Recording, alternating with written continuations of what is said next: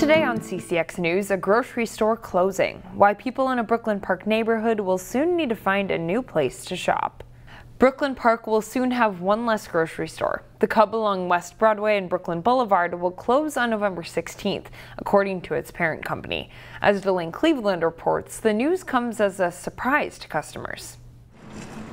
I am shocked. Some things are essential to a neighborhood. A grocery store is one of them. I grew up in the community. I grew up coming to this Cub, walking up here with friends. It's very convenient to everything. It's like one-stop shopping here. But this week, United Natural Foods, Cub's parent company, announced that it's planning to close the Brooklyn Park South Cub store, effective November 16th. Longtime customers were in disbelief. This is the closest grocery store we have. It's just heartbreaking to hear that they're going to take that away. It gears more to the black community because we got the greens, we got the chilies, we got the, where we going to go to get all these things is what I want to know. A statement provided to CCX News from United Natural Foods said, in part, "We continually evaluate our stores to ensure they are meeting our business and performance criteria. And at times, we must close a store that doesn't enable us to stay open long term. We take this decision very seriously and remain deeply committed to our customers, to our team members, and to the communities we serve." It's an extremely tough business to make money. University of Minnesota marketing professor George John says profitability, crime, and the perception of crime are all likely factors that led to the decision to close, despite the fact that it was an important community asset, particularly for folks with mobility issues who took the bus to shop at Cub. The difficulties and challenges Cub faces as a chain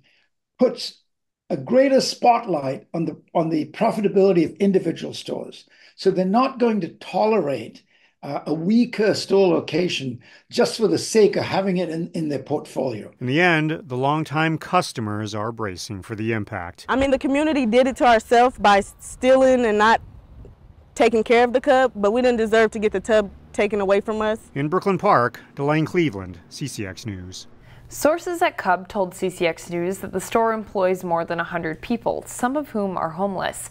The union that represents Cub employees is working to get severance packages or store transfers for the affected staff members.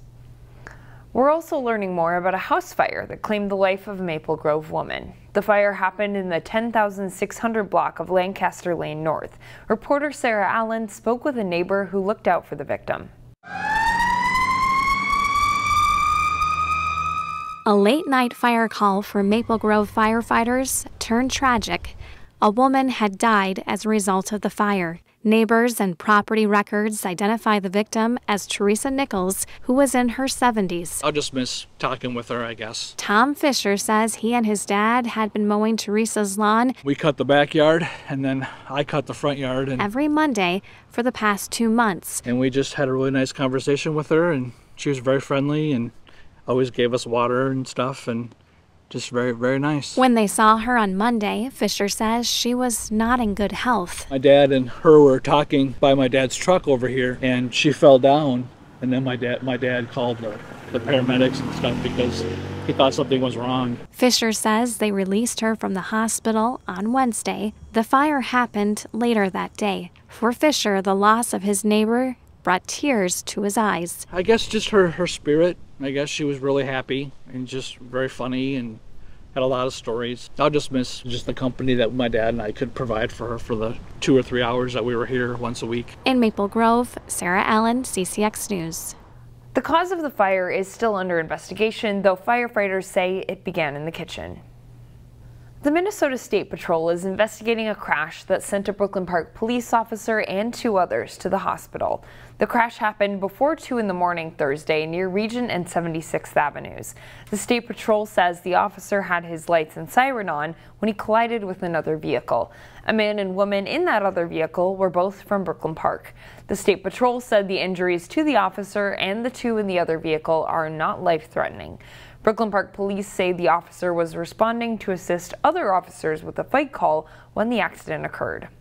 Meanwhile, police in New Hope are investigating a Wednesday afternoon shooting. Police say they were dispatched around 1:30 to the 6000 block of Quebec Avenue. Callers told police that someone had been shot at in their home. Officers found an adult victim who was sent to a local hospital. As the story went to air, police were unsure of the victim's condition. The investigation is ongoing. Today, some significant job news. According to new data from the State Department of Employment and Economic Development, Minnesota employers added more than 14,000 jobs in August. That's the largest monthly increase in 2 years. Hennepin Technical College also celebrated significant news on Thursday for students entering the auto trades. The school received a donation of a Lincoln Aviator from Maury's Minnetonka Ford. The donation is believed to be the first of its kind from a local dealership. For students like Noah Pikus, training to be an auto mechanic through Hennepin Tech's Ford Asset program, a donation like this helps him learn the latest technology.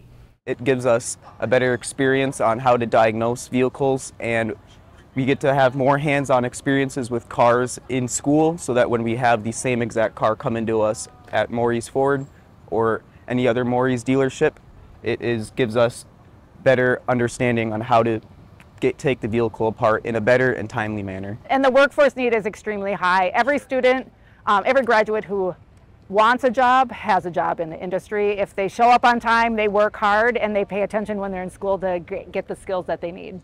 And Hennepin Tech is doing its part to meet that need. Lentz says the college has seen steady enrollment growth in its auto mechanic program.